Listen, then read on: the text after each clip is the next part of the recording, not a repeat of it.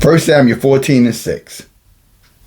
And Jonathan said to the young man that bore his armor, come and let us go over unto the garrison of these uncircumcised, talking about heathens.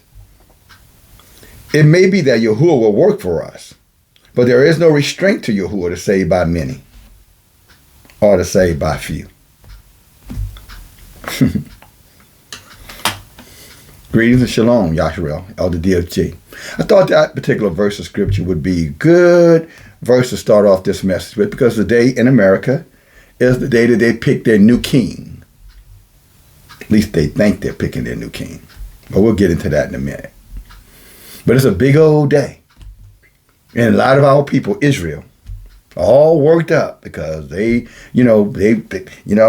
we can't let this one win, or we can't let that one win, because if this one win, this is going to happen to us. And if that one win, that's going to happen to us. After all, our ancestors, they died for the vote.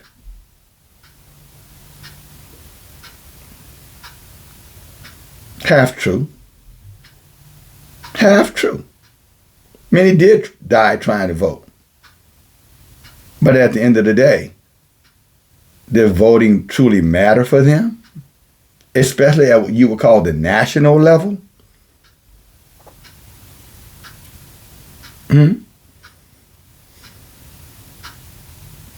See, our book tells us that we should not have a king over us. He didn't never. First of all, Yah never wanted us to have a king.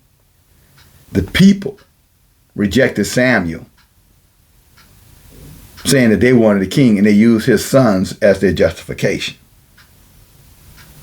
That's why you read, Proverbs 28:1, they say the wicked flee when no one pursue it, because Samuel was still in play. Samuel's sons were corrupt without question, but Samuel was still in charge. But they chose to ignore Samuel and focus upon his sons because they really were trying to undergird him, because they had their eyes on the heathens and the heathen system and the heathens' way of doing things, which was more satisfying to their eyes, just like now. And because they looked to man, not Yah, then Yah allows us what? To be deceived. Now he lets us to become, just a ploy in their deception, which is one of the circus acts now. Talking about Israel in the broad scheme, I said right, scam of the election process. I'll give you one little quick example. You got a lot of our people saying, well, if Trump wins, the police are going to be brutal to us. Well, Trump was the president a little bit over, 4 years ago. What if I told you that in the last 4 years under the Biden-Harris administration, more blacks were killed by police officers by far than when Trump was the president 4 years prior?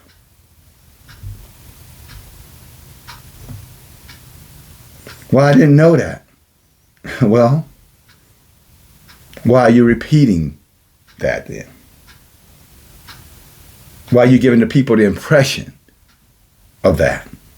Or better yet, why are you letting yourself be caught in the heathen's propaganda to believe that? Well, there might be a reason why. Let me help you. I am here to teach, inform, and educate. That's why you subscribe to this channel. That's why you support this channel, right? That's why you thumb up the messages. Some of you. How many of you guys have heard of Joseph Goebbels? Goebbels, spelled with a G. G-O-B. This is what he's alleged to have written. Now, there'll be some that say, oh, it's a hoax. Just like they say, well, it's a hoax. They're always going to say it's a hoax because they don't want you to know the truth. So therefore, to keep you from knowing that it's true, they attach conspiracy, or the word hoax, H-O-A-X, to it. Get you, oh, no. See, now don't believe that. But yet the activity is actually what you see. But they say, don't believe your eyes. Just believe what I say. That's called propaganda. And our people, Israel, is so entrenched in propaganda, they wouldn't know the truth if the truth bit them in the ass. And you ask why? Because we have our eyes on men and the things of man and not our eyes on Yahuwah. and the things of the kingdom. And so therefore, when they tell us, vote for change, somehow or another, we believe that change is going to come.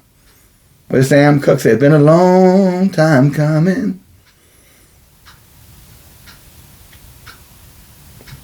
Or better yet, I guess I could have said, I was born by the river in a little tent. Oh, and like the river flows, I've been running ever since. He said, it's been a long time coming, but I know change gonna come. Oh, yes, it will. Then he was killed about a year and a half later, murdered in a whorehouse. Well, a hotel with a whore. Propaganda. The only true change coming is the change that come here by Yahuwah. But yet we still trust men. And that's why Samuel warned, you don't want a king. Because a king is not here to tell you the truth. The king is here to make the lie big, to repeat the lie over and over, and hope that there's enough agents working with him. The posters, you know what I'm saying, the publicists, the recruiters, the campaign manager, the ads, the church, you name it. To get you just dumbed down enough to think that you really are making a difference. You let some of Israel tell you, say, man, you talking about the vote, you're speaking against the vote, Elder DFG. If it wasn't for the vote, we'd still be in chains. We'd still be slaves. That's a propaganda lie. In 1865, they didn't hold an election. How many of y'all want to free the slave? Raise your hand. How many of y'all want to keep the slaves enslaved? Raise your hand. No, that's not how that happened. We were freed through divine intervention. Yahuwah turned the heathens on each other, brother against brother, neighbor against neighbor, state against state. And almost 1 million of them were killed. And unnumberable, well, not unnumberable, but millions were wounded. Farms, homes, communities desolated. Not because of your vote. Not because the heathens voted. No, Yah voted. But because of propaganda, they make you think that, Lincoln had this conscience and these abolitionists and all this had nothing to do with that. Absolutely nothing. Lincoln was an opportunist. Like he said in his own words, if I could keep the Union together and keep the slaves, I'd do it. But if I got to destroy slavery to keep the Union together, I'll do that too. So for your great emancipator, your king, I'd say go give them bread and entertainment, and then you can do whatever you want to do. In other words, propaganda. Keep them distracted. So Joseph Goebbels, this is what he's known for. For all of you who think you got to go out there and vote today, and your vote is going to make a difference because your elders died for the vote. Your elders were manipulated, used to proselytize or prolesticize. I think it's how you say that. To give you the illusion to push for a heathen agenda so that they will not have to relinquish their authority and keep you under their subjection. YASHAR'EL. The illusion of inclusion. But let's go and see what this whole thing, make the lie big, repeat the lie over and over. And then we're going to get into the book because 14 and 6, we're going right back to 1 Samuel. Because I want to show my brothers and sisters how crafty these things are. And how that when we do these things that appear so innocent, have long-term horrific effects upon us. It's exactly why Hosea said, my people are destroyed for a lack of knowledge. Because when information comes, what they do, they send their anti-propagandalists, their agitators, they're what you would call them scoffers. They send them in among us, wicked Israelites, to dissuade you to not trust what is truth, because they conflate truth with lies. Cognitive dissonance, or the Hegelian dialectic. Problem, reaction, solution. Or even worse, again, convenient lies for uncomfortable truth. And many of our people have taken that approach, allowed yourself to be deceived. They created the problem, counting on your reaction, and then they come right back and pull on their solution, the very reason they created the problem, because they knew you would act a certain way, you would respond a certain way, and then they can come in and push in their agenda. And you don't know the difference. And all the while, you don't know the better. You like, oh, see, I told you, man. Oh, thank goodness the white man came, because we'd really be in trouble if it wasn't for the white man. We'd still be in the jungles of Africa if it wasn't for the white man. Never realizing Yahuwah's hand. Trading the hand of Yahuwah for the hand of man. Trading the strength of Yahuwah, better said, for the hands of men. We want a king, because the king has our best interests in mind. Well, you might want to go read the book of Deuteronomy, the Torah, that you love Yahuwah. Because he said, if you don't obey my Torah, you're going to be deceived. He said, I'm not going to protect you. I'm not going to help you, because I'm not even going to hear your prayers. And you got some Israelites that praying, oh, Yah, please don't let Donald Trump be president. Please, please, please. Oh, it's been a long time coming. We want the change to come. Oh, come on, y'all, bring for a change. Because Donald Trump going to take us back 1,000 years. And you sit there looking, you can't be serious. But they're serious. And there it goes. White man say Donald Trump is the devil, and he got to be the devil. And by the way, the white man that told you the devil is the devil. And the black one too. She's the devil.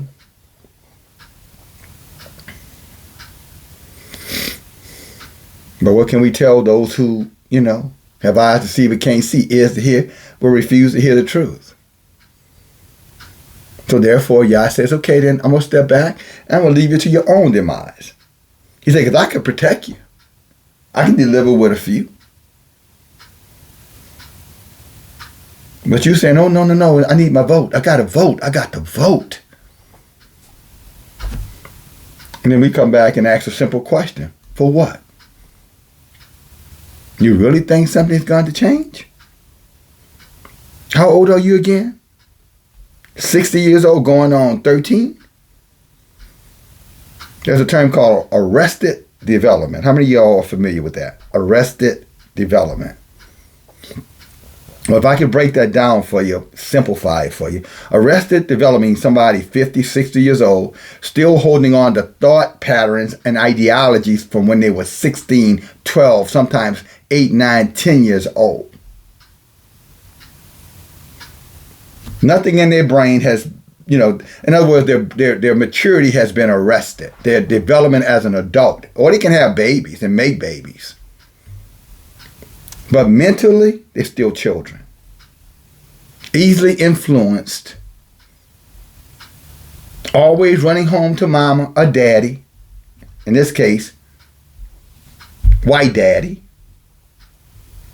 Or white mama too. For protection or resolution or safety or whatever claim, just like they're doing in the politics. Difference without a distinction. And Yah's against it. He said, learn not the ways of the nations around us, which means their politics too. Now, how you can confuse that? Well, then again, yes, I do. You've been over there to their heathen, book, the heathen Bible, the New Testament. And they told you that Yah put your governors in place and obey those who have governorship over you. Even they put chains around your neck. Even if they had black codes that said you couldn't own a gun, you could not vote, you could not intermarry. They got one of the three right. Or you would go to jail, Israel.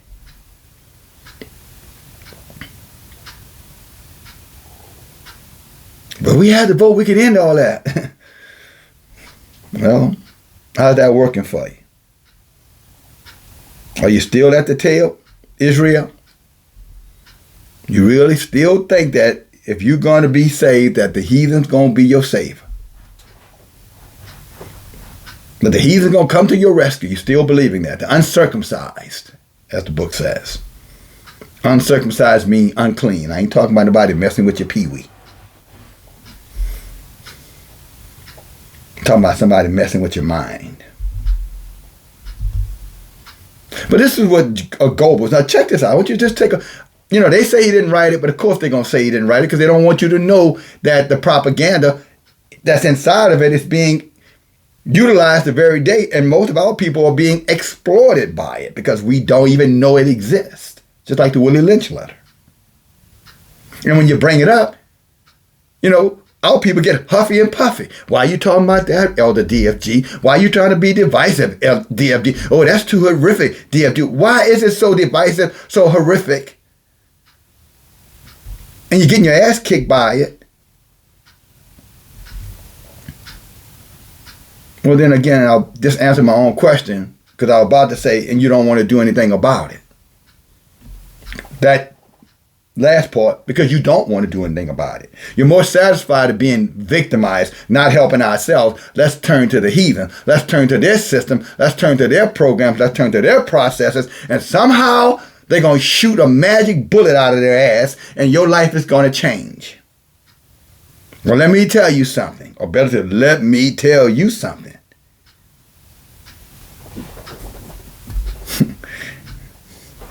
Better not spend too long waiting. Because them black hairs on your head or that whatever hair on your head is going to fall out and turn gray if it don't fall out. For Yah word, it becomes a lie. And Yah said not to do it. The very reason 14 and 6 here is because of the fact of, 1 Samuel 14 and 6. It's because of Saul, a king, the first king, walking around trying to make covenants where he shouldn't have made covenants.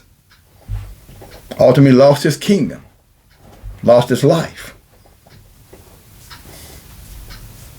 But again, you buy it, make the lie big, repeat the lie over and over, people believe it. Well, can I read it? Now, I want you to listen carefully. This is where I want you to mark the minute mark on this video, brothers and sisters. Because this is what you might want to play again. Throughout the day, when that temptation comes, let me go make a difference. Let me go cast my vote to make a difference. Then understand, you can vote. But understand, Yah didn't tell you to do it.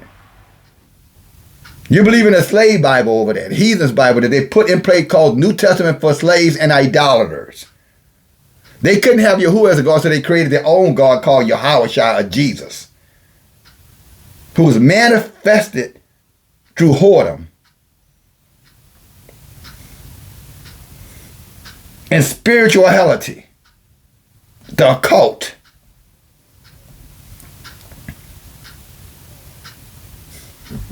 To create a divination or deception spirit that's running now 2,000 years and running.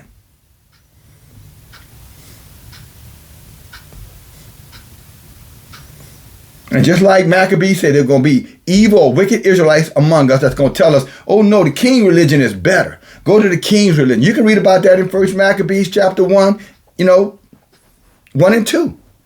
Read it for yourself. You don't have to take my word for it, but my word is true. You can believe that. Not because I know so much, because I'm in the book. God's called me to this day. I'm here for that very reason, to inform, to warn. To show the way for a few.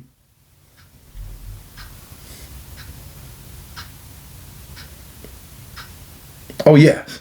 And so that Yah will give the many no excuse. Because that's the issue. Well, if I had known better, I would have did better. Well, Yah say, I sent the elder, I sent the watchman, I sent my messenger. Well, we don't want your messenger, we want a king. Yeah. Where would you hear that at before? Who made you king over us, DFG? Who made you our ruler, DFG? What if by chance Yah sent me? What if by chance he loves you enough for you to be here listening to me? Otherwise, you would not even have this opportunity to reflect upon this truth.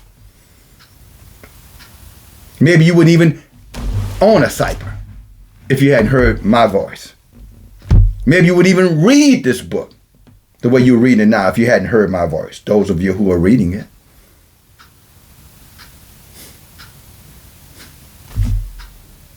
If y'all hadn't sent me.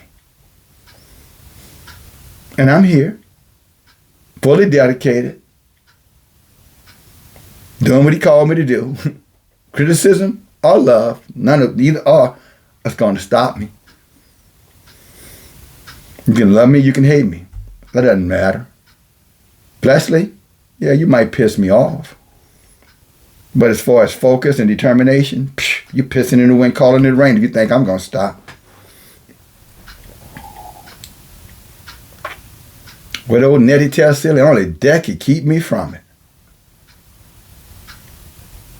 But let's go over here. Then we're going to get into the word, brothers and sisters. Hallelujah.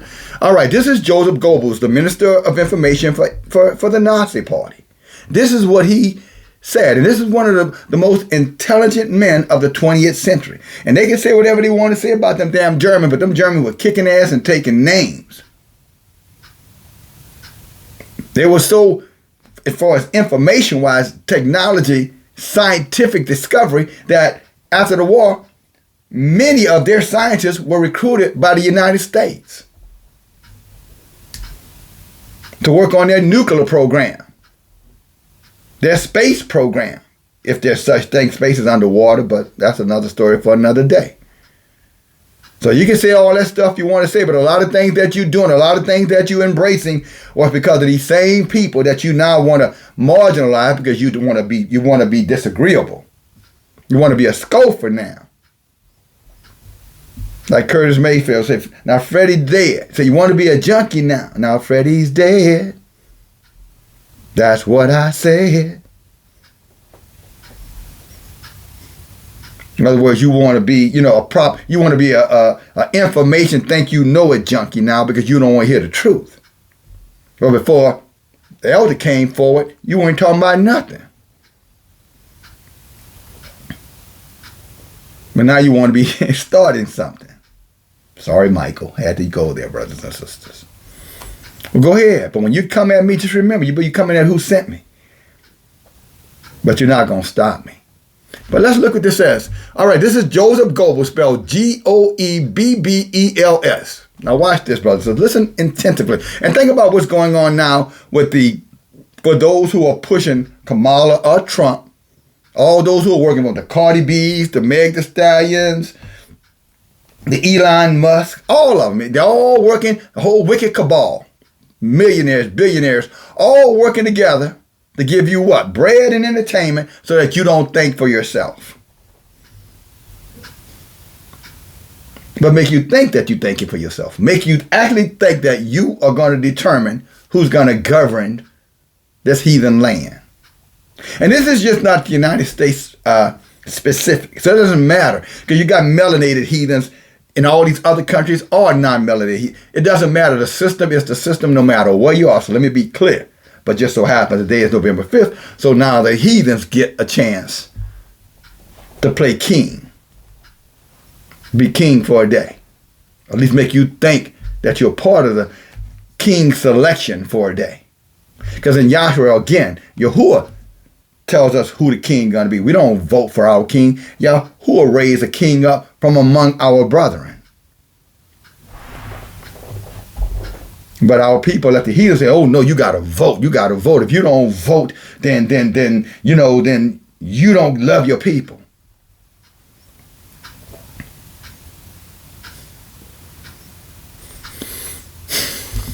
I call it bullshit on it. I said it's propaganda. Because again, they're selected, not elected. But again, at the end of the day, all that stuff doesn't matter. See, I don't get caught. I know about these things, but I don't get myself caught up in it because I know it's a waste of time. Lived long enough and seen enough. These heathens know who's going to be their kings decades before they happen. They groom these people as children, more cases than not. And let me tell you another little secret. Most of them are bloodline relatives. Kissing cousins. Kissing cousins. And they did more than kiss, too. And they were cousins. Still are. But again, at the end of the day, if that's what you looking at and that's what you caught up in, and oh yeah, brother, you right, brother DFG, you're missing the point. You're missing the mark here. I'm not giving you that for that. I'm just challenging you to think outside of your little circle of influence. To open up your mind, open up your heart, so Yah can reveal the truth to you. There's layers to all of this wickedness, and there's layers to all this deception. And if you don't wake up, you're going to get sucked into it. Like a wicked, witch will suck you in. Male or female. A big incubus. To pull you down, pull you in, overwhelm you, have you worried, have you concerned. Getting you to think that the decisions that you make are of Yah when it really are nothing but of men or of your own, self-centered desires. When you wonder when this rules falling down on your head, the sky is falling, and when Yah rained this fire down, why did he not show me mercy? Not Yah not showing us mercy. Yah said, I don't have any desire in the wicked being destroyed. That's the book of Ezekiel 33. He says that son don't die for the sins of the father, neither the father dies for the sins of the children. So that throw that wicked ass Jesus story out the box, out of the conversation right there. But, hey, if you want to believe the lie, okay. Let's go to this. All right, here we go. Joseph Goebbels, if you tell a lie big enough and keep repeating it, the people will eventually come to believe it. The lie can be maintained only for such as a time that the state, means your government, can shield the people from the political, economic, or military consequences of the lie. In other words, they can't let you see what's behind the lie. They got to make you believe they're doing it in your best interest. All right? It says as long as they can keep you what? Blind by it, or shield the people from the political, economic, and or military consequences of the lie. It thus becomes virtually important for the government to use all of its power to repress, and the government means the military, I just said it, the press, the church, religion, educational system, which is your media, television, which is to program you, all arms of the government, even finances. That's why they have big donors. Little donors too. Some of you have donated to these campaigns and haven't said a nickel over here to help this truth. But you love Yah more than you love men. But I'll let you think about that one. It goes on to say, virtually for the state to use all of its powers to repress any dissent. In other words, any voices like mine, they want to suppress it. Shut him. He got a big mouth. He got diarrhea of the mouth. He talks too much. He this, he that. But they never want you to stop to say, well, wait a minute, but is he telling the truth? At the end of the day, is he telling the truth? Well, we don't care about if he's telling the truth. We care about what he's saying. And so therefore, we don't like what he's saying, so we're going to do whatever we can do to shut him down, shut his voice down. Can't have the people waking up. Goes on to say, for the truth is the mortal enemy of the lie. And thus, by extension, the truth is the greatest enemy of the state or the government.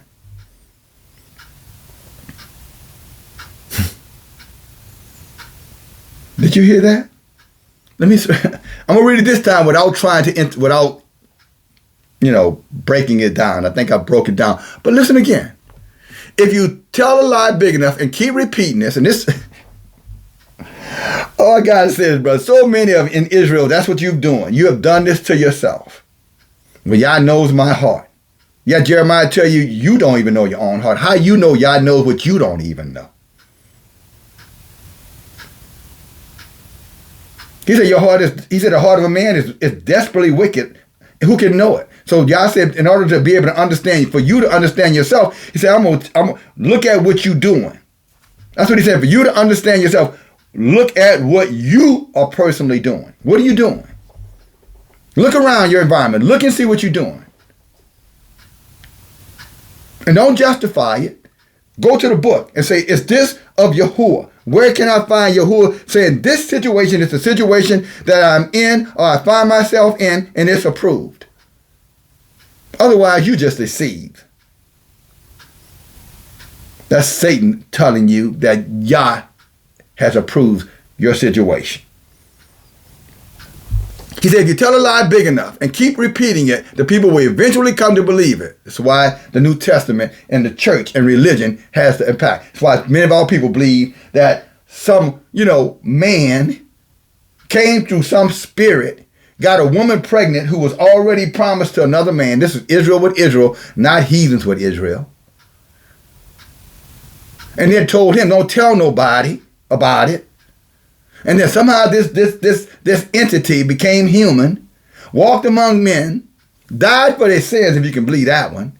Although the book says the son don't die for the sins of the father. And has come back alive from the dead. Again, even the heathens know there is no resurrection from the dead. You can read that in the wisdom of, what is that? I think it's the wisdom of Solomon chapter 2 verse 1. But it's there. And that this entity now is going to determine whether or not you go to heaven and hell based off if you believe the lie story. Make the lie big, repeat the lie over and over. But if you step back for 1 second and say, wait a minute, some spirit got a woman pregnant, then this spirit this spirit had a baby. That sounds like the whole story of Nimrod and ISIS and or what's that one? Never get their name. I got it written out here. That sounds like the whole story of, hallelujah, brothers and sisters. Because I don't remember them little heathen wicked names. Try to keep that mess out of my head. Semiramis, Nimrod, Tammuz. Their story. Because it is their story. The dates match up, the time match up. The whole story match up, but 2,000 years before the Jesus story. The one that we all know about. But again, give the people bread and entertainment, you can tell them anything. But it says here, if you tell a lie and you make it big enough and keep repeating it, again, New Testament, a clear example of that. Believe again that some spirit wants you to eat his flesh, drink his blood, pour his blood on you, and somehow or another it's going to change your life, and your life has not changed one iota. No, anybody else around you who believe that. But you can look at heathens all around you striving, and and they'll tell you, yeah, I believe it, but leave me alone with that foolishness. They got to tell you they believe it because it's part of the propaganda. Make the lie big, repeat the lie over and over. Eventually people will come to believe it. And the lie can be maintained only for such as the time that the government or the 5 arms of the government, I've already told you what they were, can shield the people from the political, economic, and military consequences. You can throw in church and finance with that. Well, I said economic. So you can throw church and media with that. Then I said politics and the politics of it. Hallelujah. For the consequence of the lie. Thus it becomes vitally important for the government to use all its powers to repress dissent. That's where those voices like mine who tell you you're wasting your time. You're putting money in bags with holes in it. Nothing's going to change. Not for the better anyway. It goes on to say, for the truth is the mortal enemy of the lie. And thus by extension, pushing it, the truth is the greatest enemy of the state, of the government. So when you start talking about politicians and that whole system of government, it's all in place to keep you, any of us who choose to buy into that process, disillusioned, in confusion, suppressed, so they can stay in power.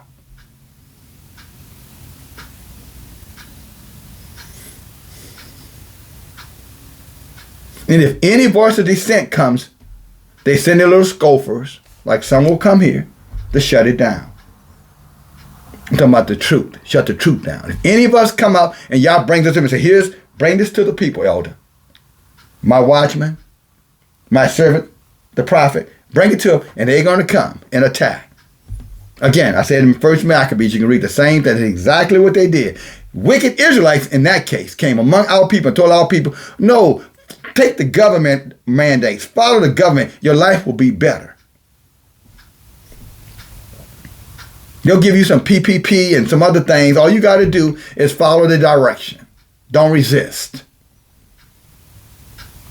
Just go along. After all, Yah knows your heart.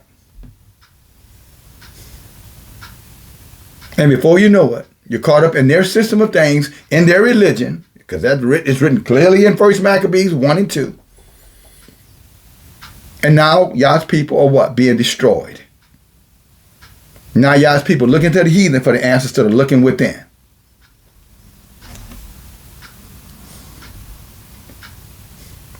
If my skin was non-melanated, and the work that has been placed on this particular channel, both channels I might add, I'd have people probably meeting me at the door in limousines. Lifting me up. We don't want your feet to touch the ground, prophet.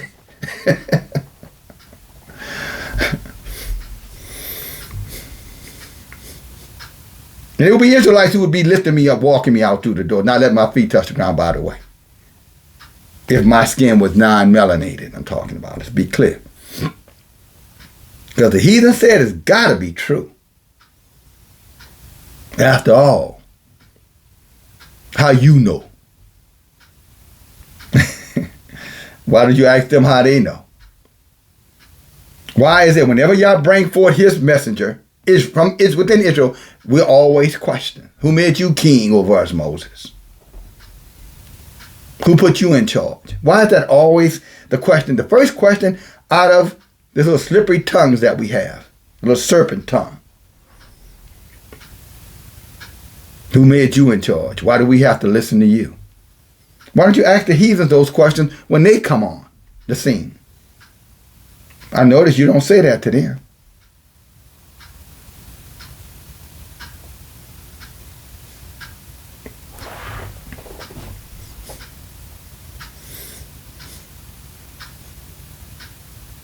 Yeah, you want to, yet all people are talking about Yahuwah this and Yahuwah got me. I know Yahuwah got me and my conscience is clear. How clear is it? Because obviously if your conscience is clear, your thoughts are not very clear. And if your thoughts are clear, then if your conscience is clear, it means your thoughts were clear. And if your thoughts were clear, that means you wouldn't be in any violation, any situation that is not approved by Yahuwah. Whether you think it is or not, you would always go to the book. We would always turn to the book. We would have never got caught up in the heathens' religions. The heathen ways. Using the heathen's book to deconstruct Yah's Torah. I said to deconstruct it. It's done away with. We don't have to do that no more. To deconstruct it. Yeah, where are you getting that information from? Who said that the Shabbat is done away with? Who says the Torah is done away? Well, it's right over here in the New Testament. The heathen's book. To deconstruct your own selves. And yet, when you see passages like Hosea 4 and 6 said, my people are destroyed for lack of knowledge, people don't want to hear it. Well, yeah, I know that's true. Well, what are you doing about it? What do you mean? That's what I thought. That's exactly what I thought. That's your answer. What do you mean? I'm asking you, what are you doing about it? And your response to me is, what do you mean?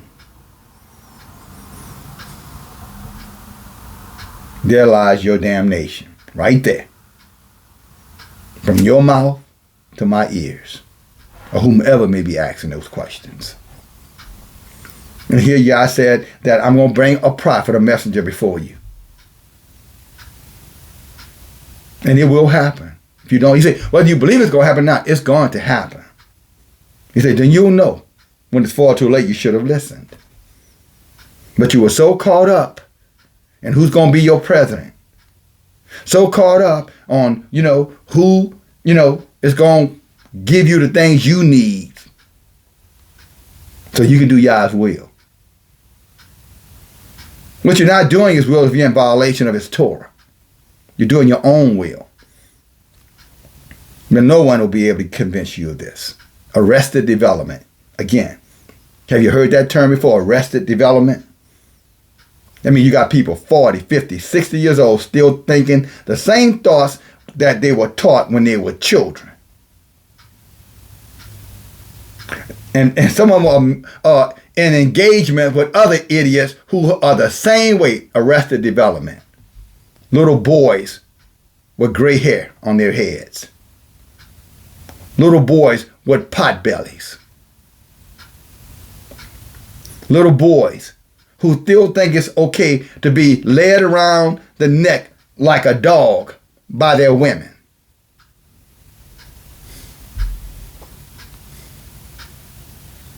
Because that's what Mama said. Mama said, if I do what I'm supposed to do, then Mama say that, you know, she gonna take me to go get some ice cream. Now his old ass ice cream was probably a little kitty cat. Or at least thinking about kitty cat. Y'all know that. I ain't talking about no damn feline either. Just, hey, look. It is what it is.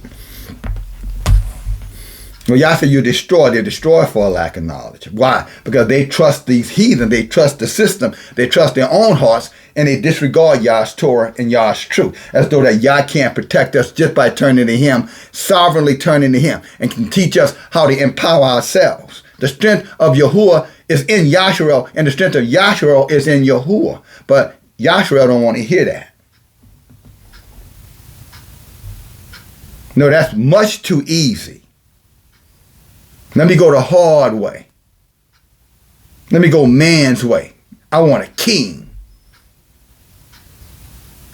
And y'all say, okay then. Well, when these kings finish exploiting you, enslaving you, robbing you, and stealing from you, and using you up, tax you out of existence, then you'll understand why I was warning you against it. So when that fire come out that sky and set you on fire, and that fire continues right on into hell with you, then you're going to understand why I was warning you against it. Then that little, thing will go off in your brain. That little signal. Oh shit, he was right.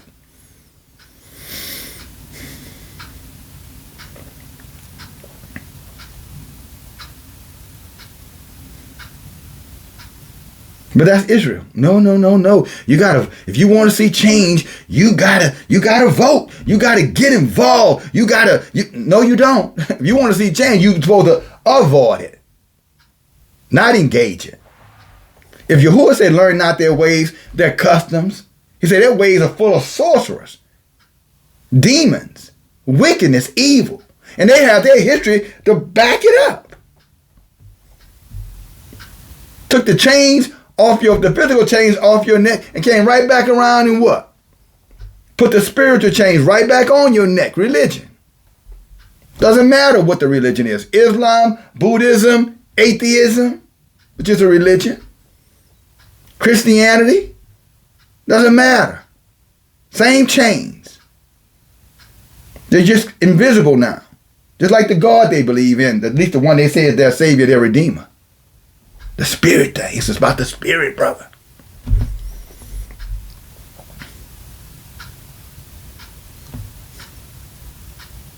The word quickens. It's the spirit that gives it life.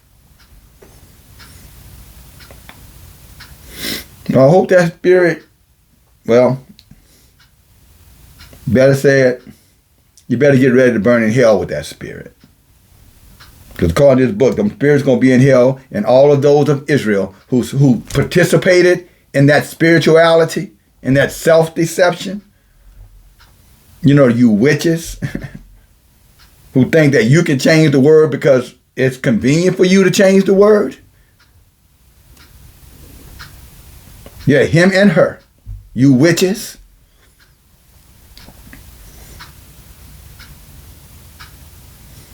You're being warned.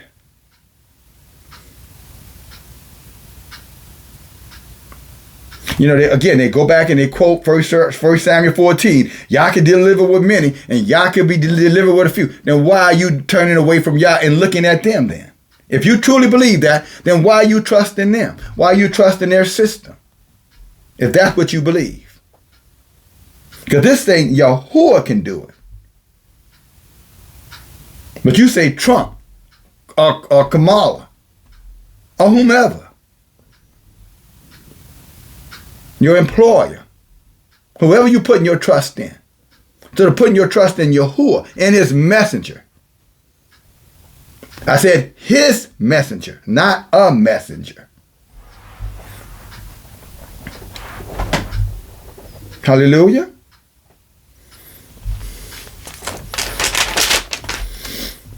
But let's read a little bit. Let's go to a little scripture here. And I'm going to go through it relatively fast because I don't, I'm going to try to make this a little shorter. Y'all willing. Okay. So as you can see, started in the dark, still dark. Sun will probably be up when I'm done. But if you love Yahuwah, what do you want to be doing today? If you can, if you had your choice today, what would you want to be doing? Hearing Yah's word or, following the election results? Because that's what most of our people are going to be today. How many votes? Who winning? They're going to be hypnotized, mesmerized, sorcery. All day long today into the night. For propaganda. Cognitive dissonance, convenient lies for uncomfortable truth. Because the truth of it, neither one of them devils have any authority over this earth. It's an illusion of inclusion. It's the illusion of power. And Yah allows them to have that power because we, Israel, rejects the power because we reject Yahuwah. So we think the solution to our problem is the heathens' governments, not Yah's government. Yah's government is his Torah.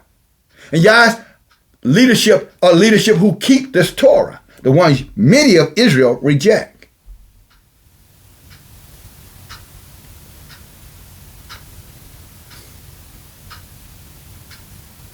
Maybe it's time you go back and read Exodus chapter 28.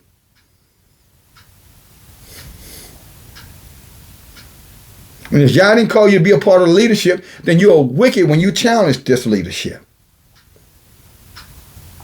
And if Yah called you to be a part of this leadership, then where's your leadership role? What is your role?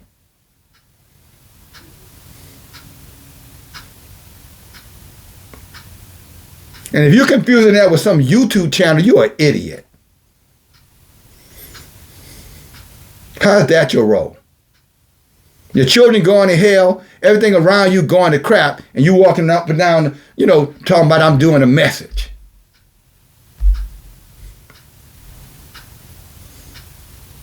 But you got young daughters of Zion all over where you are. You ain't doing a damn thing for them, but you got a message for us. Really?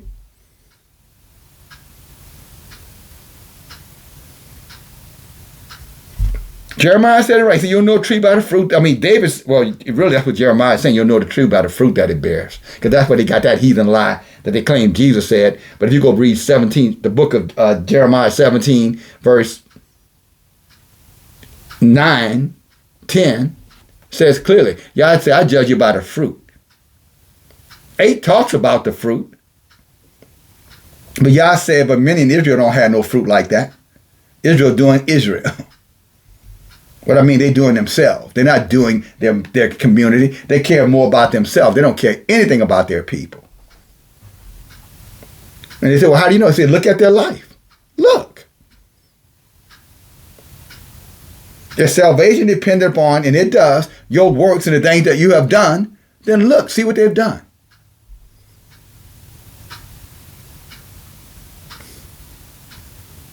And what you're going to see is they just pined away.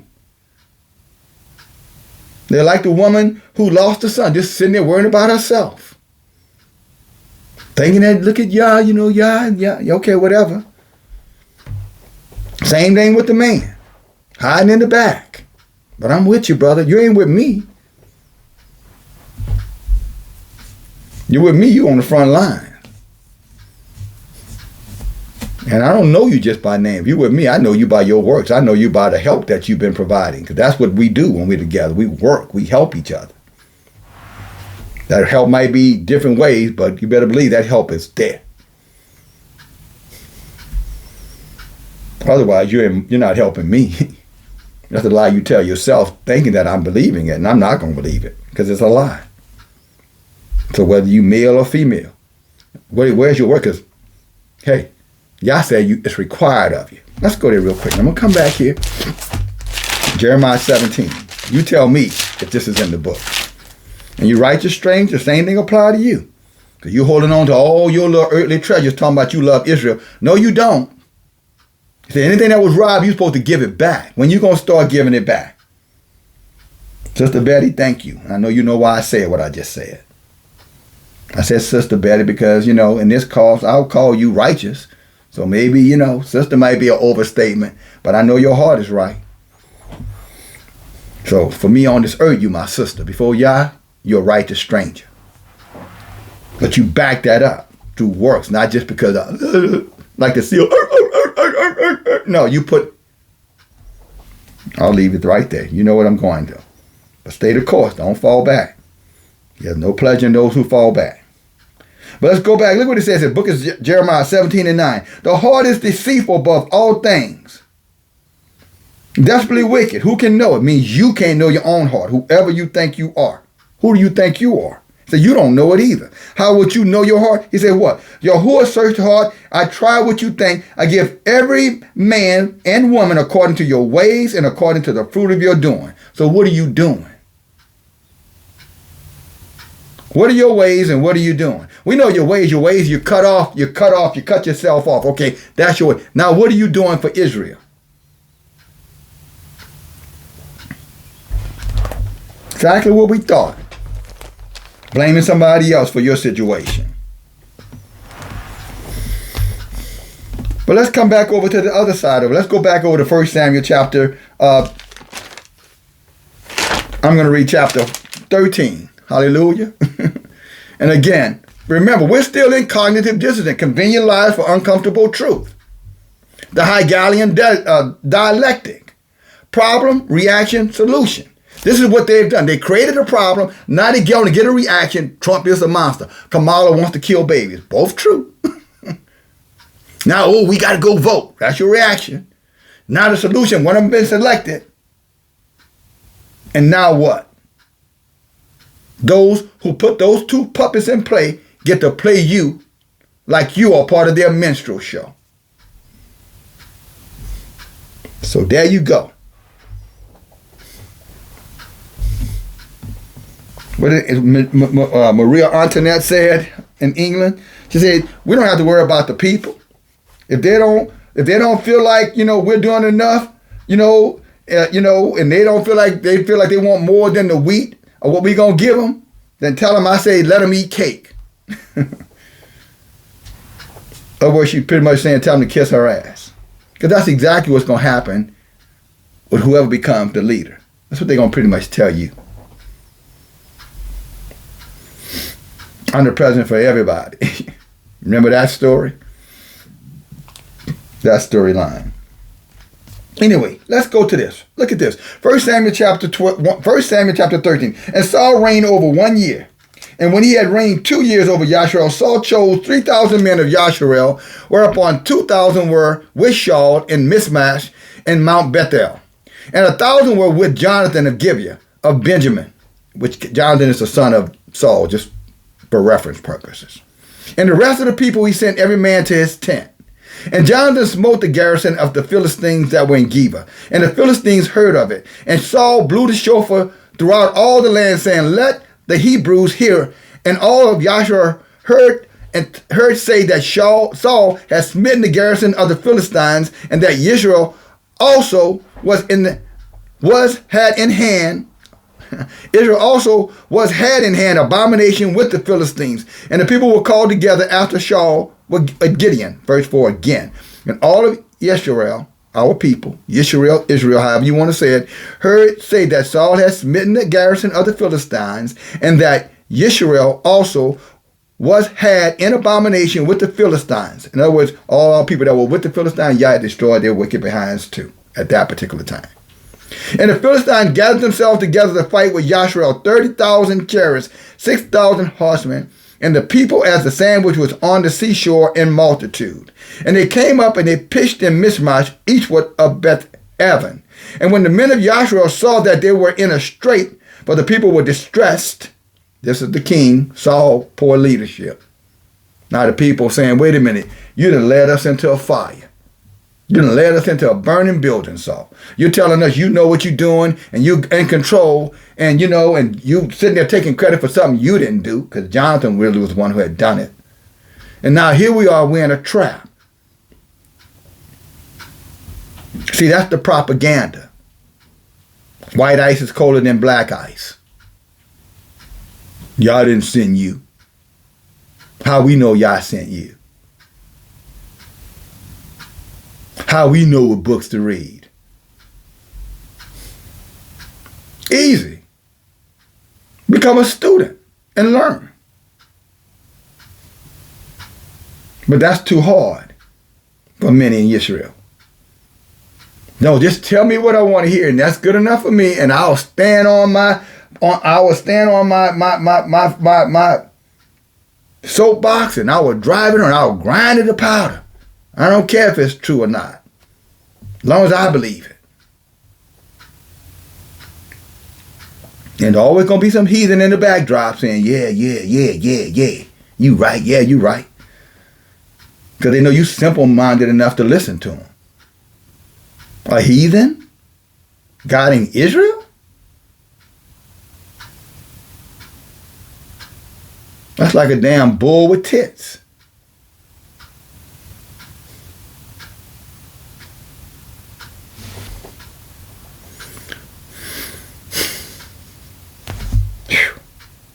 Verse 5. Again, the Philistines gathered themselves to fight with YASHAR'EL, 30,000 chariots, 6,000 horsemen, and the people as the sand which was on the seashore in multitude. No, there was a lot of them. And they came up and they pitched in Michmash eastward to Beth-aven. And when the men of YASHAR'EL saw that they were in a strait, the people were distressed. And then the people did hide themselves in caves and thickets and in rocks and in high places and in the pits, so much like the cowards among YASHAR'EL. They do all that talking, but when it comes time to put your action into play, to put that talking, you know where to be found. And it's the very reason why I call out that foolishness amongst the men of YASHAR'EL. We with you, brother. We with you, brother. But now look around, with the exception of 1, 2, 3, maybe 5 or 10 of y'all. I don't see the rest of them. Where you at? Hiding in the cave? Hiding in the tent? In the background? And then when I call you out for it, you get mad. Oh, his brother trying to attack me. What the brother trying to say? No, the elder is warning you. The elder just shining the light on you. You like the dog who thinks he's hiding because his head is under the bed, but you can see all of his body. But since he can't see you, he assumes you can't see him. That's you. We see you clearly. It's easy for us to see you because you don't do anything. You're over there trembling, shaking. Not physically. You're distracted. You're caught up in bread and entertainment. You're caught up in the image of Israel, not being Israel. You like the idea of it. You like the benefits that are associated with it. Like taking Israelite women who are in need of a covering, and then you show up and you preach the covering doctrine, and you don't do anything that ties into the doctrine, which makes you a liar, a deceiver, a witch. And makes the woman with you, unfortunately, seduced. So now she's being seduced by you. So guess what? Now she's in the occult. And that's why I warn you, sisters. If he ain't living by this book, you need to cut that joker loose. You put money in bags with holes in it. You ought to ask yourself the question. If you can see this clear, sister, and you can walk this out, sister, you desire to walk this out. He can't see this. He ain't walking out. He don't desire to walk it out. Your question should be, there's no question there. Why are you with him? There's no question there. What you holding on to him for? Oh, maybe one day he's going to change. No, he's not. He ain't going to change because you standing up in the gap. Where you see that in the book? When a man stands there wait for the woman to influence him, you got an Ahab Jezebel thing going on now. You got an Abigail, Nabal thing going on. Nabal didn't give a damn about David. It took Abigail to get out there, but her doing the right thing for David didn't change his heart. Jezebel going in there and killing a righteous man for his land didn't change Ahab's heart. Even though she was wicked, so was he. He was the wicked king of all the kings. Ahab was the most wicked, according to the book. But I'm just warning you, sister, you thinking that somehow or another you're going to influence this man. No, you're not. You're wasting time. You're putting money in bags with holes in it. How you going so you love Yah, you're going to keep his commandments, but you're going to be with an Israelite man who's telling you he's Israel, acknowledging that he's Israel, but he ain't keeping this word. Well, then the book has identified him already, has it not? The 9/10 that's going to be destroyed. So what you waiting for? The fire to come down and capture you in there with him? Because that's what's going to happen. And for you daughters of Zion who are hooked up with these heathens, same thing apply to you. Because you're nothing but a heathen too. There's nowhere in this book where y'all told a heathen to take care of you.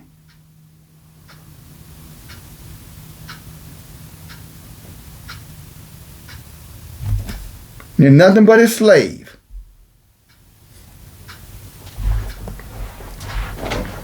But let's go on here. And some of the Hebrews, verse 7, went on to Jordan to the land of Gad and Gilgad. And Saul, he was yet in Gilgad, and all the people followed him trembling. Trembling like this, scared. There's these men who won't do anything, sisters, brothers, same thing you. Or these women, brothers, who won't do anything. Sitting on their ass pining away. I'm just going to put my trust in Yah, because he know me. And why you got the Under Armour thing on anyway? You dumb, stupid idiots out there. I'm not talking to everybody. I'm talking about the dumb, stupid idiot who will get caught up on this. What do you think Shadrach, Meshach, and Abednego had on when they were under the authority of Nebuchadnezzar? What kind of clothing you think they were? You think they had seamstress? Israelite seamstress? See, that's what happens when you don't study. You start to say stuff, you start repeating foolishness, childish, arrested development. You sound like a child. They were dressed in the garment. What did you think Joseph was wearing? The book says the king gave him certain garments to wear. And I can assure you they weren't Israelite garments. It's the heart. It's the inner. It's not the outer. If y'all was not with them, then why did they went in the fire with them garments on? And y'all went right in that fire. I'm talking about Shadrach, Meshach, Abednego. He was right there in the fire with him. At least Michael was. An angel was then down there with him. And nothing happened to him. But you caught up in this. And your heart is dark and wicked. But don't feel bad. I'm not attacking you. There's a whole bunch of y'all. You're not the only one. You're not by yourself. So you can find satisfaction in that. I hope you feel better now. And then again, you can always repent, which you won't. Because you're arrested development. The world moved on without your ass. Grown ass little girl. Oh boy. But goes on here. Verse 10, it came to pass. Now first the people sitting there trembling. Show you what kind of king he was. Our book said the righteous is as bold as a lion. Our book said the strength of Yahuwah teaches my hand to war and my fingers to fight. So how in the hell all these people following an Israelite king and none of them doing anything? How are you saying you're righteous and you're just and you're not doing anything? Sitting around there pining away, spiritually trembling. I ain't getting involved in all that. I don't believe that. Who made him, you know?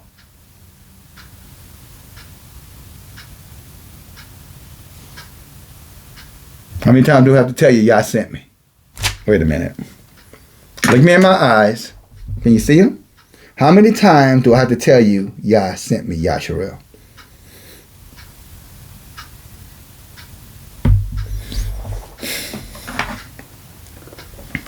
Believe it or not, it's up to you. Let's continue on here. Verse 10, it came to pass, as soon as he had made it into the offering of the burnt offering, behold, Samuel came, and Samuel went out to meet him, that he might salute him. Here comes Samuel. Oh boy. Here come the prophet. People about to get mad now. They don't want this truth. Remember, cognitive dissonance, convenient lies, uncomfortable truth. Yet they claim the truth will set them free. How is it going to set you free when you hear the truth? You reject the truth because the truth does not fit your lifestyle. Hebrew, say you.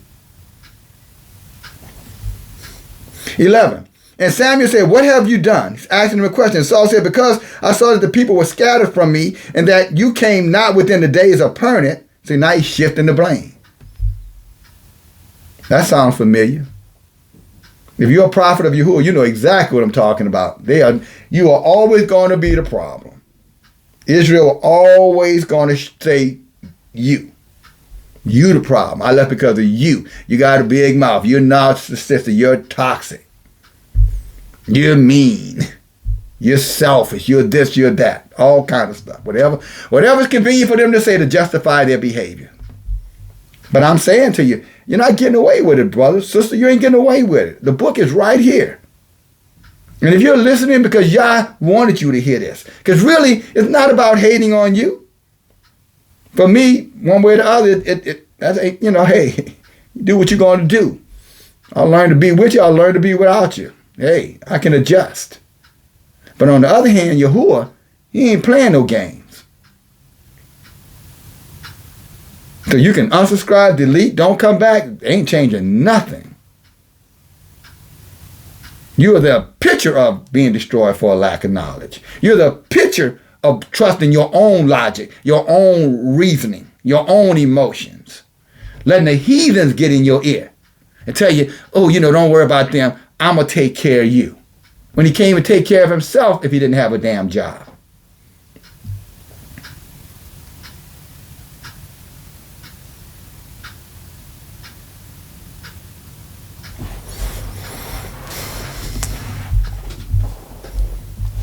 Ask him how his children doing. It's always an indicator of what kind of man he is.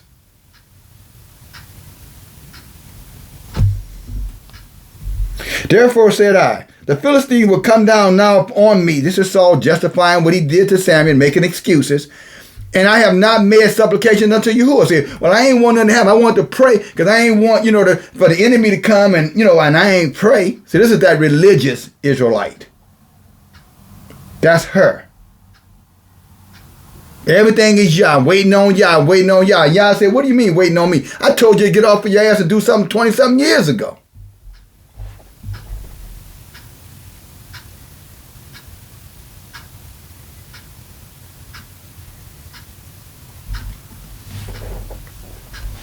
The bus done left the station without you.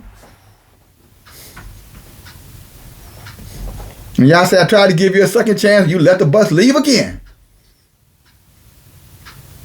So he ain't sending no third bus.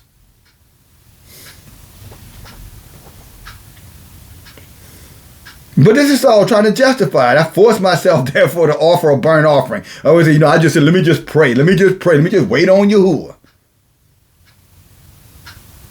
And then come out later on, spew some lies and say that's what Yahuwah told you to do. No, that's what you wanted to do.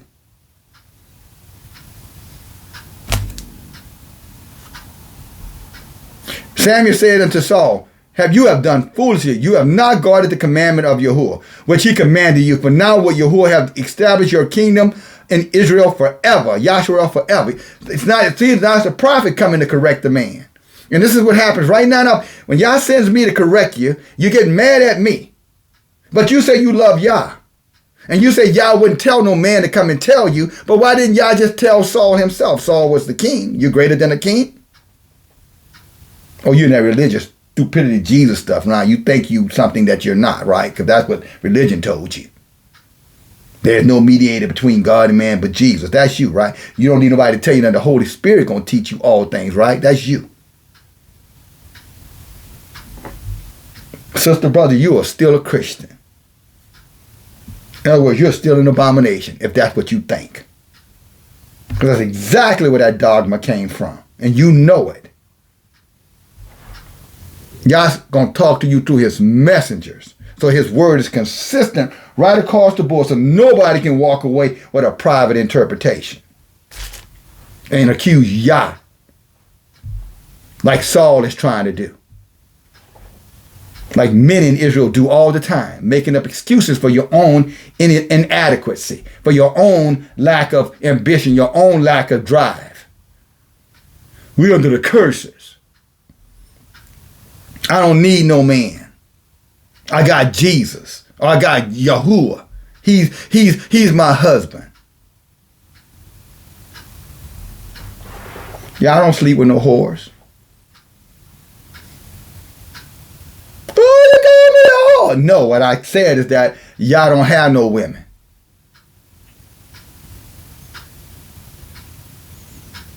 Women were made for men. You might want to go back and read the book. It's the very reason why those angels had the falling out. Because y'all said that women were made for men, not for y'all. So if he going to tell the angels women wasn't made for them, how you made for him? If y'all going to tell the angels that came down here and slept with our women and said that those women were made for men, not for y'all, now you're going to say that, forget what y'all said, he is you and him now? When y'all said, no, you for the man.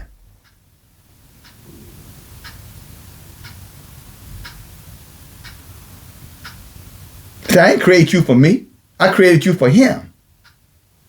So leave me out of your mess.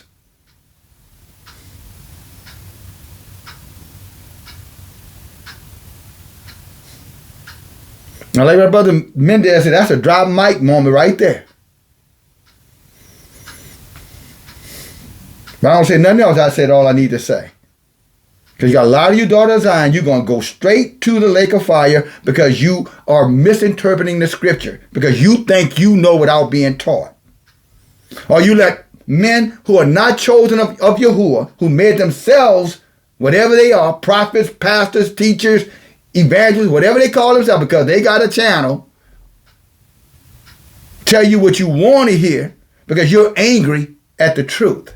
So you just found somebody else to go listen to. That's been your behavior.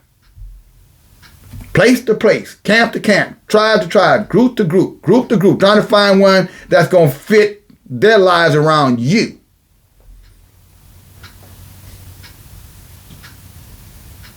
And arrogant enough to call yourself a son of Yah. Just like Saul.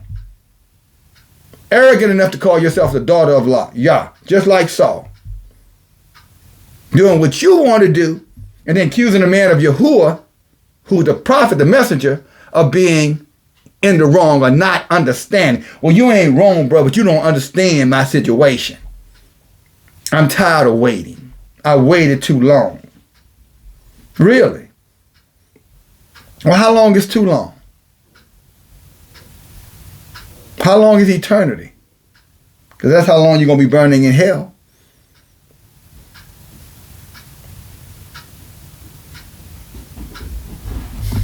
I was saying you better check yourself before you wreck yourself. Might already be too late for some of you, but hey, I'm telling you, I'm warning you anyway. Let's go on. Look at these. So here it is, and there's Samuel 13, and Samuel said unto Saul, you're done foolishly, man. Now Saul over here praying. Saul over here plotting. Saul over here doing all these things, offering up prayer. That's what the sacrifice is representative of. Saul doing all these traditions. Saul look real holy, don't he? Got all his little Israelite clothing on, got his stuff covered up, got his robe on, got our hair covered up, you know what I'm saying? You know, got all this stuff going on. But still wearing clothing pertaining to a man, by the way. But, you know, hey, that's, you know, a different conversation. I guess Deuteronomy 22:5 don't apply. Because that's in the Torah and they don't have to do, they only do what they want to do. Right? Just saying. But he said, my eyes go out to whore and I see it. So you ain't getting away with it. If you were with us on Wednesday night studies, you would already know that. And that some are marked for damnation, you would know that. But the book says, I think it's Ezekiel, Enoch 103, or maybe it's Enoch 97. He said, but Yah said, I see everything. I go right around. I'm writing down everything that you do. And it's going to come right back to you. To that witch, those witches, that's what they think. They cast those spells out there thinking, well, if I can just shut him down, if I can just, you know, humiliate him, if I can just, you know, eliminate him, eliminate his voice, you know what I'm saying? Speak evil, just say anything I want to say. You follow me? Then somehow maybe, you know, that stuff will just go out. Y'all say, no, it's not. It's coming right back to you. There's a shield of protection around the prophet of Yahuwah. You didn't know that? He said, he said, my Ruach is a shield. My word is a shield around those who obey it. And unlike you, I do obey it. Give it a minute. When it happens, you'll realize there was a prophet among you. I'm talking about when your destruction comes. But let's go on here. He says, so now Samuel said to Saul, you have done foolishly. You have not guarded the commandments of Yahuwah, which he commanded you. For now will Yahuwah have established your kingdom forever, Saul. So Samuel, what Yahuwah is saying to Samuel, through Samuel to Saul, so I could have given you everything. You had it all in your hand. But you could not get out of your own selfish way. And now you're going to lose it. Let that lyric go. You came a long way, but you went the wrong way. Now you're going to lose it all. Brothers and sisters, don't let that be you. Don't let that be you. That's going to happen to, that's many of us. He's saying this is to Israel. This is our book about us.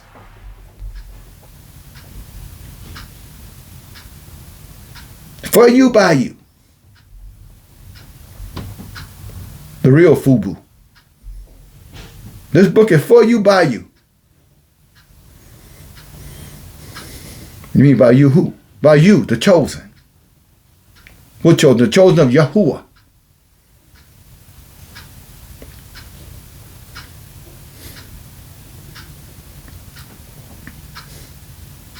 If you've been listening all this time, you still can't figure out what's going on? You really think that I'm capable of doing this without direction?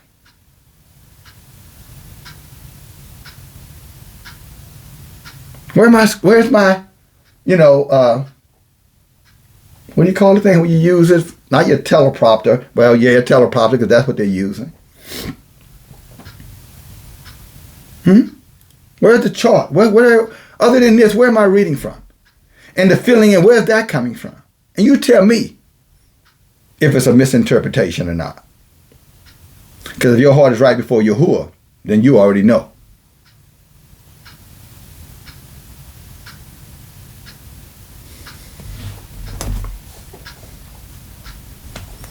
Many of our people are marked for damnation because of the very fact that when they hear the truth, they're like Saul. Oh, no, Yah knows my heart. Yah knows my intentions.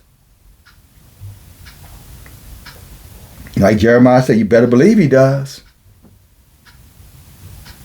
And just like Solomon says, the way that seems right, you're going straight to damnation. Go read it for yourself. Proverbs 14 and 12. You don't have to take my word for it. You're doing what you want to do, right? You're doing it the way you want to do it, right?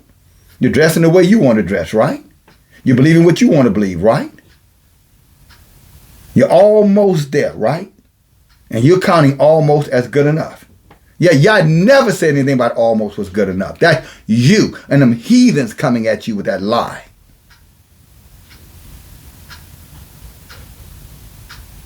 And they'll say anything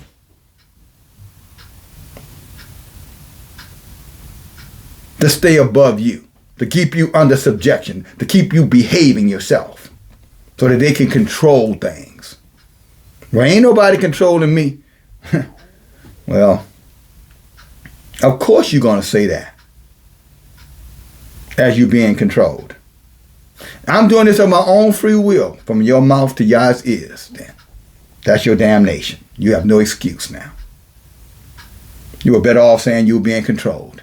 But now you're saying I'm willingly submitting myself to a heathen or the heathens. Verse 14. But now your kingdom shall not continue. Yahuwah has sought him a man after his own heart, and Yahuwah has commanded him to be captain over his people, because you have not guarded that which Yahuwah commanded you. And this is back when we were saying, y'all say you're going to find somebody better than you. A lot of you daughters of Zion, you started off right, but then you got caught up in religion, your own religion. You became a religion unto yourself. And just like Saul, he started off great. But as time went on, his heart starting to harden towards Israel, started harden towards Yahuwah, and he wanted to make covenants with heathens. As he's doing here again, doing his way. Samuel said, wait. He left. Why did he leave? Like he said, well, because I didn't like the situation that I was in. Samuel, you put me in a bad situation. You were supposed to be here 3 days ago, Samuel. So I just said, you know what? I ain't waiting on you no longer, Samuel. I got to do what I got to do. So I'm going to cut and run. Tell me that don't sound like Israel.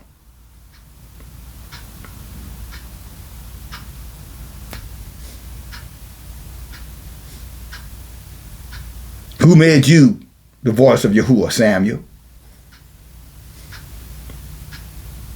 But I noticed Saul didn't ask Samuel that. He didn't ask, he said, Samuel, who made you the prophet? I don't see that in here.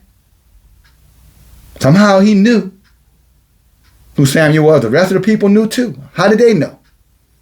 I guarantee you they didn't write a decree out there saying, oh, Samuel is the prophet, Samuel is the prophet. No. Y'all put Samuel where he wanted to be. And when y'all got ready to use Samuel, Samuel went out there and brought forth Yah's truth. And those who had the heart for Yahuwah, they said, that's a prophet.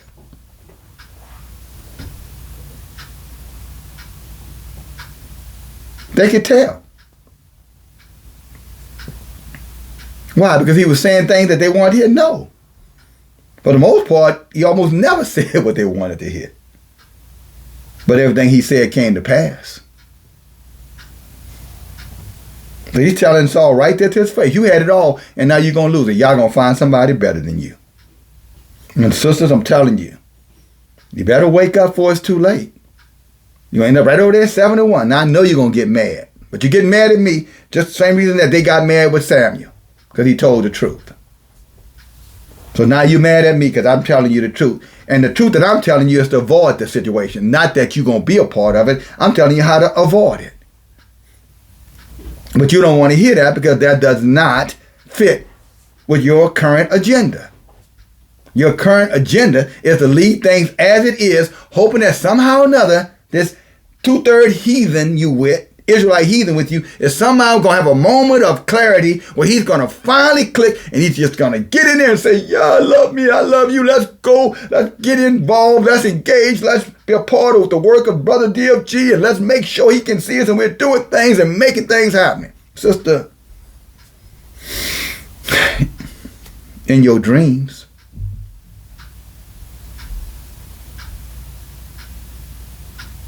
that fool got way too much pride and arrogance going on to do that. And deep in your heart, you know it's true. But you can't help for him because you love him. I understand it. But all the love in the world that you can give him ain't going to change his heart. He's got to love Yahuwah to change. As you do. You got to love Yahuwah to be patient. To wait upon Yahuwah. Those that wait upon Yahuwah shall renew their strength, right? They shall mount wings like eagles, right? They shall run and not be weary. They shall walk and shall not faint. Isn't that Isaiah 40 and 31? See how people love to quote that, but they don't actually take the time and try to understand what that is saying. It's saying your strength is in your patience, not to do nothing in your trust. But in trusting, you shall run, work, and not be weary. In trusting, you shall walk and shall not faint. In trusting, you shall soar like eagle. In other words, you're going to be doing things. You'll become an asset, not a liability.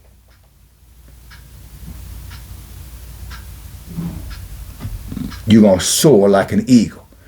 None of that sounds like stagnation. But where most of Israel, stagnation. The older they get, the more stagnant they get. And they try to justify rationalizing it. Well, I'm too old. Moses was 80 years old. Fighting, warring. Same thing with Joshua and Caleb. When Caleb went into the promised land fighting and warring, he was 85 years old.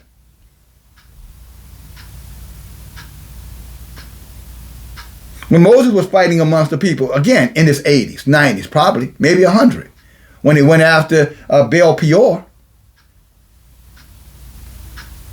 you know, when he was sleeping with the Moabites.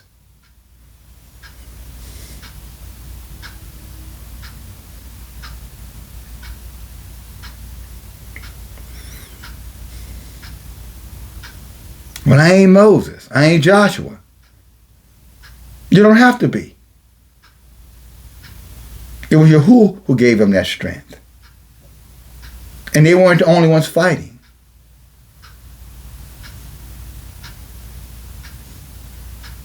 And let me tell you another little secret. Everybody that went over there with them, brothers and sisters, were at least 60 years old. Well, at least 40, but many of them 60 years old. Because they stayed in that wilderness 40 years. So anybody that was under 20 went with them. So what about the ones who was 19? Wouldn't that make them about 69 years old? What is 40 and 19? 69? What is 40? So if they was 15 years old, so what is 40 and 15? 55? I said 69, I guess 59.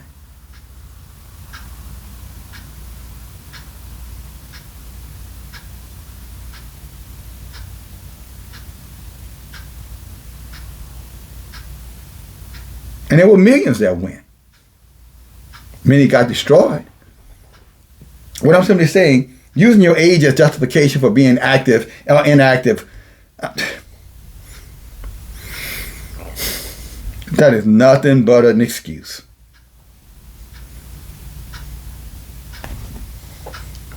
Like I said before, a lot of Israel, because you're rejecting Yah's truth, especially you daughters of Zion, because you trust in a lot of these wicked heathens, you're going to end up having a dog looking at you when you're dead. The dog going to be looking at you, wondering why you're not moving. Your cats. Or you laying there with your mouth open.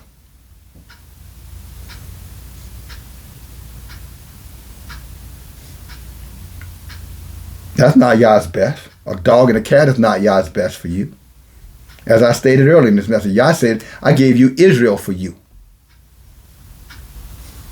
I gave you Israel men, to be exact, for you. And sisters to stand and help you. To be one with you. That the strength of Yahuwah will be manifested for the whole world to see. And now righteous strangers are replacing many of you.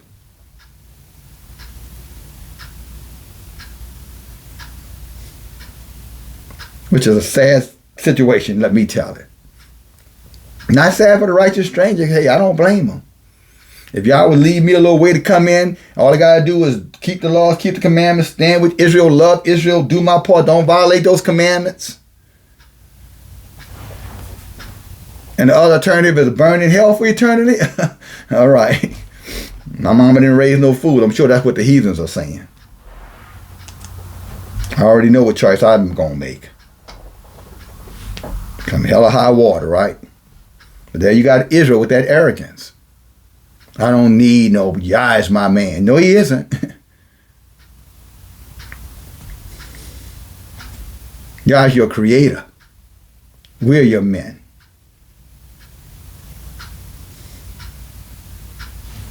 And know that pissed you off. Let's go on here. Verse 16. And Saul and Jonathan and his son and all the people that were present. Let's go back. Verse 14. He told Saul, I would have established you forever. That's some of us. Y'all say, I was going to redeem you forever. Sister, if you just held on there, I was going to bless you beyond anything you could imagine. But you had to run. You had to let fear dictate to you what you were going to do. You let the heathen whisper in your ear. Now he's becoming your provider. Oh yeah, you saying this, Yah? It's him. You did it for him. Don't lie. Because you got tired of waiting on Yahuwah direction. Hey, look, the man of Yah, y'all ain't stepping up to the plate. I'm the table. Y'all need to be making me. No, we don't. You're here for us.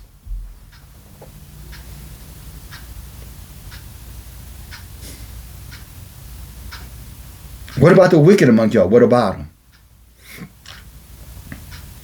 Well, you just said we should leave them. I did. That ain't got nothing to do with the men who serve in Yahuwah, those who love Yahuwah. With them, you're supposed to be willing to stay as long as they stay.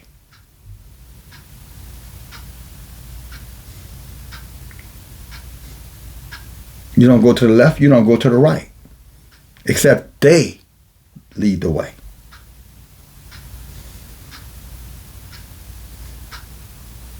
And in your patience, that's where your virtue is. That you've proven, hey, I ain't going nowhere no matter what the situation is. Don't care, like Esther. If I die, I die. But we got more vassals than Esther's in Israel. I'm going to do what I want to do, and I don't care if he tell me to do something or not. If I don't want to do it, I ain't going to do it. Okay, then. Then y'all going to find somebody better than you. And he shall. He will. That's his word. Here come Esther. Don't look, sister. Here come Esther. Don't look, brother. Here come David.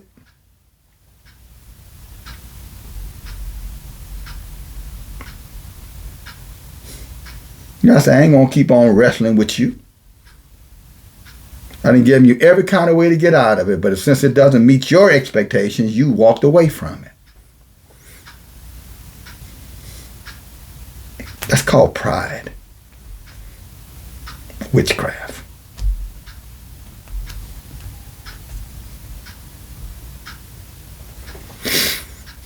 Verse 15, and Samuel arose and he got up. I'm sorry, let's go back to 14. But now the kingdom shall not continue. And Yah has sought him a man after his own heart. And Yahuwah has commanded him. The same one that was anointed of Yahuwah, now Yahuwah is telling that same person, you're useless now. I'm done with you. Because you want to do what you want to do. You want to keep the commandment almost except for the part that's going to cause you to have to be inconvenienced. Then you're going to say, no, this is Yah's will. No. And you'll let the heathens come in and tell you, Yah sent me to you. A damn lie. Filthy, rotten, stinking devils. I'm talking about those who tell that lie.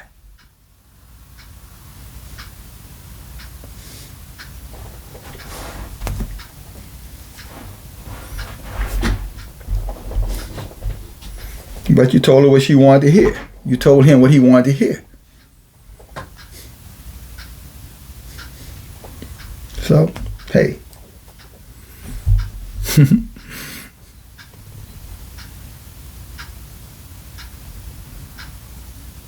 You went in covenant with it. Hope you enjoying it. Because you're going to burn. Verse 16, and Saul and Jonathan and his son and the people that were present with him aboard in Gibeah in Benjamin, and the Philistines encamped in Michmash. And all the spoilers came out of the camp of the Philistines, 3 companies. And one of the companies turned one way to lead to Oprah in the land of Shual. And another company turned to the way of Beth Shavran. And another company turned away to the border that looks to the valley of Tesvesaran towards the wilderness. And now there was no smith found through all the land of YASHAR'EL. For the Philistines, the heathens, that said, let the Hebrews make them swords of spears. But YASHAR'EL went down to the Philistine to sharpen every man his plowshare, and his hoe, and his axe, and his mattocks. And yet they had a file for the mattocks, and for the culters, and all the forks, and the axes to sharpen the goads. So it came to pass in the day of battle that there was neither sword nor spear found in the hand of any of the people that were with Saul. Because why?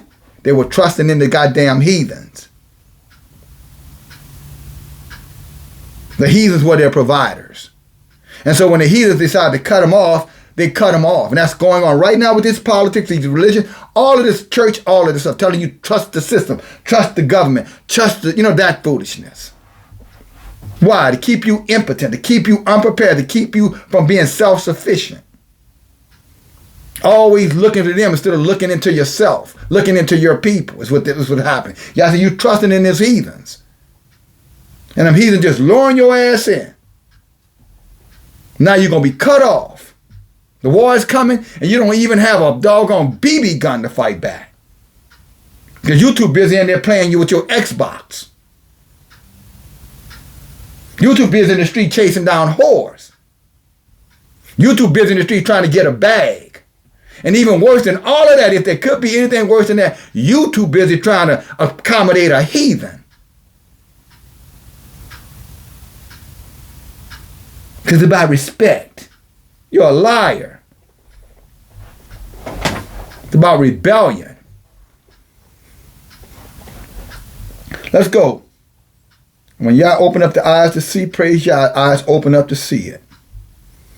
But many eyes are not going to be opened up. So we could get caught up into things like that, brothers and sisters, because sometimes the desire for what is, what we think is of Yah is not always of Yah. And Yah will open your eyes, and when Yah opens your eyes to see it, then, you need to accept it. Get over it. You'll be all right. It'll take you a moment, but you'll be all right. Trust in Yahuwah with all your heart. Lean not to your own understanding, like they're doing. Talking about the wicked Israelites among us. Their own understanding.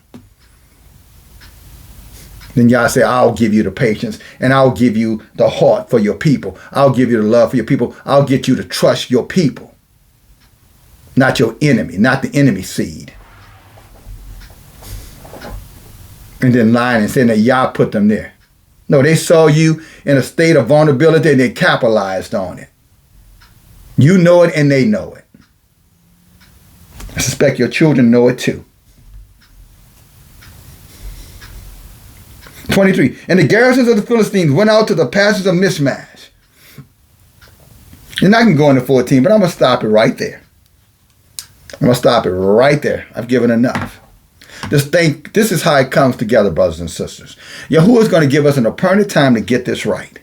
He's giving you an appointed time to get this right. And Yah is not going to keep on going back and forth with us, brothers and sisters. Yah's patience has a limitation on it. His grace has limitations to it. It's not forever. His redemption and salvation is ever, but his patience is not. Yah said, I'm going to warn you. Ezekiel chapter 33. Come on. And we're done. Ezekiel chapter 33. Also, son of Adam, the children of your, verse 30. Also, son of Adam, the children of your people are still talking against you. He's talking about here, just like they were talking against, going against Samuel, Yah's prophet. Here they're going against Ezekiel, Yah's prophet. So who am I as Yah's prophet to think that you're not going to come against me? With your bitterness. Spewing out your filth, your dung that comes out of your mouth. There's no justification. You don't have any foundation. Show in the book where I'm not of Yahuwah. You prove that out before you start running your mouth. Did Yah ever tell you you're going to get your permission to determine who was going to be his messenger? When did that happen? Date, time, receipts, please. Oh, I forgot. You don't have any of that. You just got your pride. Because you say so, that's why. Okay. I bet you it ain't going to keep you out of hell. That's a prophecy. Verse 30 again, book of Ezekiel 33 and 30. Also, son of Adam, Ezekiel, the children of your people are still talking against you by the walls and in the doors in their houses. And they speak one another, everyone, to his brother, saying, come, I pray, and let's go here. Let's go listen to what he got to say, but we ain't going to. Okay. Let's go hear the word that comes forth from Yahuwah. Because they know, even though they disagree with us, don't like us, despise us, they can't deny it's the truth because we're getting it right out of the book. And if they deny the book, then they deny Yah. Then that's the case, they don't even matter. If you deny this Torah, you don't even matter to me. You are nobody to me. So you can keep on, you can keep going. If you love Yahuwah and you're in rebellion, yeah, I'm here for you because I'm here to warn you. But if you don't believe the Torah, you don't believe the Tanakh, you can go on with that foolishness. Bye. We ain't gonna. What are you talking about? You're not supposed to be here. It's not for you. Go back to the New Testament where you came from. Leave us alone. You're supposed to be at the book of the dead. Go where the book of the dead is. Why are you over here amongst the living?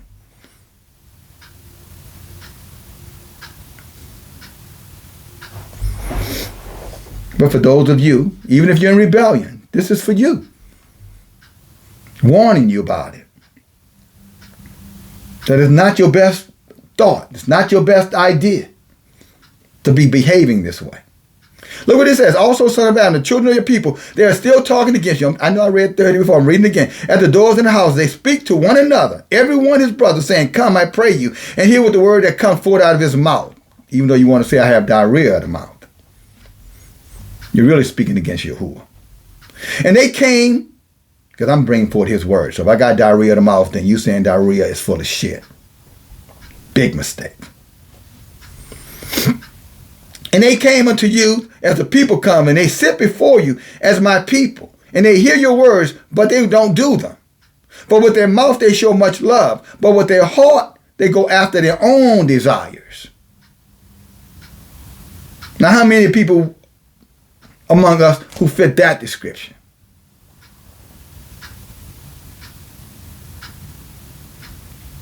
Get them angry, make them upset. You see what I mean? They'll be gone. You say that about me? Me? Me? Yeah, I said it about your ass. Sure did. Yep, I said it about you. Y'all told me to tell you. But I wasn't the first one to tell you about you, and you know it.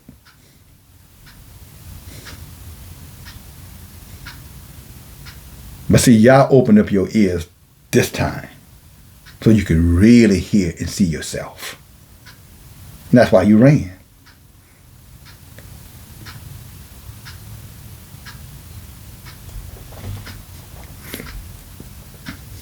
So they come as people come. And they sit before you like they're his people, my people. And they hear your words, but they will not do them. But with their mouth they show much love, but their heart goes after their own covetousness, means desires.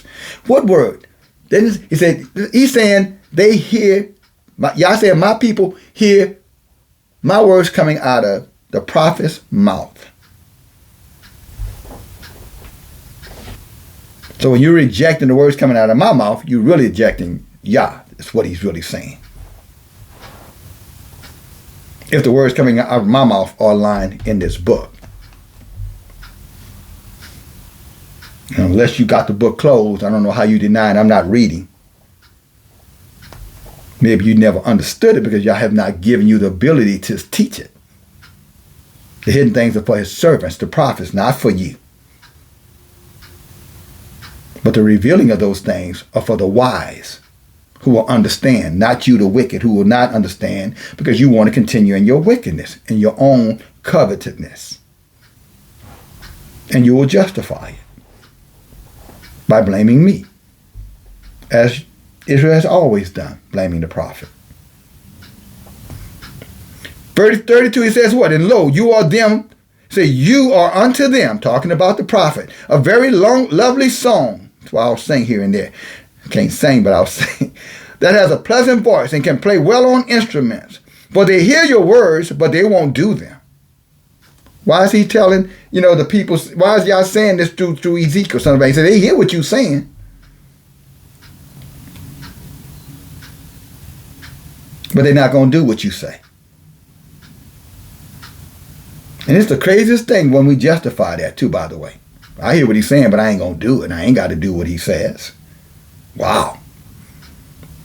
Surely was talking about you then.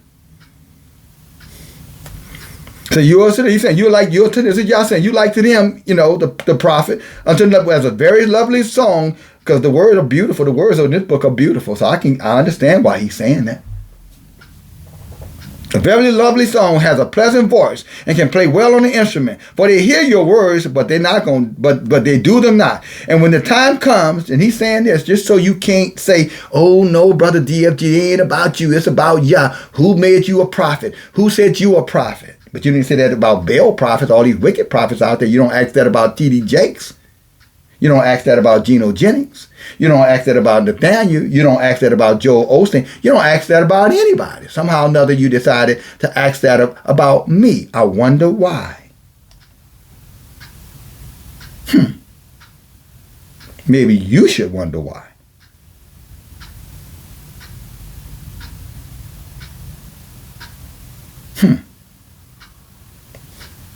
You see, now Yah has opened up your ears and you don't like what you're hearing. So they sung you to sleep. I'm here to shake you up. I didn't say wake you up. I said shake you up. And that might be waking you up. Guess you got to wake them up. You have to shake them up, right? Hallelujah. But look what he says, 33. And when he says this, he said they come, they want to hear, but they ain't going to do it. And when this time comes, verse 33 and 33, Ezekiel 33 and 30, it said, when the time comes to pass, and lo, the time will come to pass. It says it just like that. It said, when the time comes to pass, and lo, it will come, then shall they know that a prophet was amongst them. And that's what I said earlier. You'll know.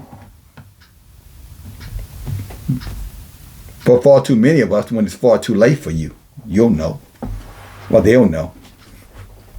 But then there's a righteous, very small remnant, as I began. Yah can save with many. He can save with a few. You read over the book of, what is that? 4 Ezra chapter 8, verse 3. Yah said the world was created for many, but only a few are going to be saved to go into the new world. The world which is to come. That's going to be those that not only hear this word, they actually obeyed it. It's not those who heard the prophet. They trusted and they followed the prophet's instruction. Because they know that prophet was of Yahuwah. Yah showed it to them.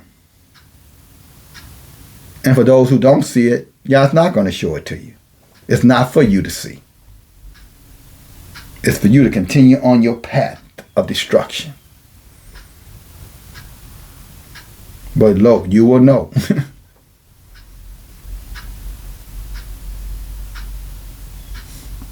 You will know. So election, get caught up in it. Hegelian Hegelian dialectic problem, reaction, solution is happening today in a lot of places. Cognitive dissonance happening in a lot of places. The propaganda, make the lie big, repeat the lie, using the government, as an agent, and to take and to quiet down the truth tellers. All these things are going to be happening all over this country today. I wonder where your focus is going to be. Yah said that when I give you a king, you're going to be among your own brethren, like unto you. That's who will rule over you. That's the book of Deuteronomy 17 and 15. Why you would be out there voting. Are you Donald Trump? Donald Trump an Israelite? Kamala Harris an Israelite? Is she a king? Is she a male? These days, I guess you can't always know, right? But I don't think she's a male. But you'll watch TV all day. You'll be programmed all day. The government going to get you captured just like he said. Matter of fact, Let's end right here. Praise Yahuwah. Let's see if we can do this without making a mess. Hallelujah.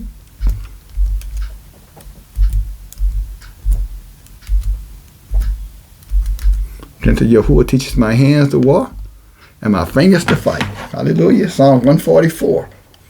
How about you sisters who are warriors? My girls.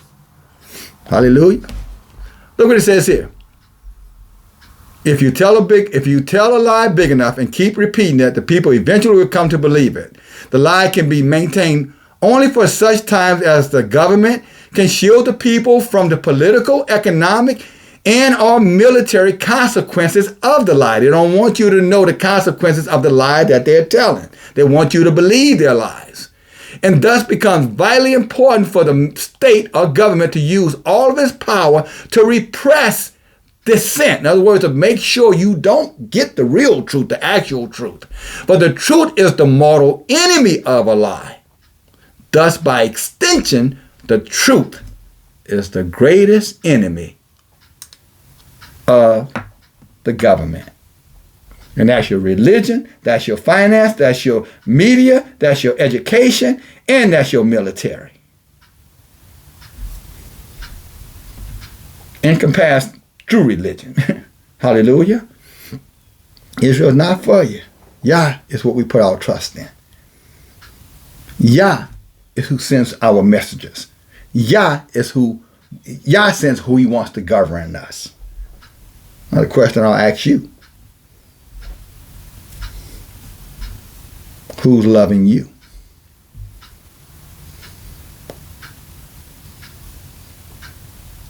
Is it of Yah or is it of man?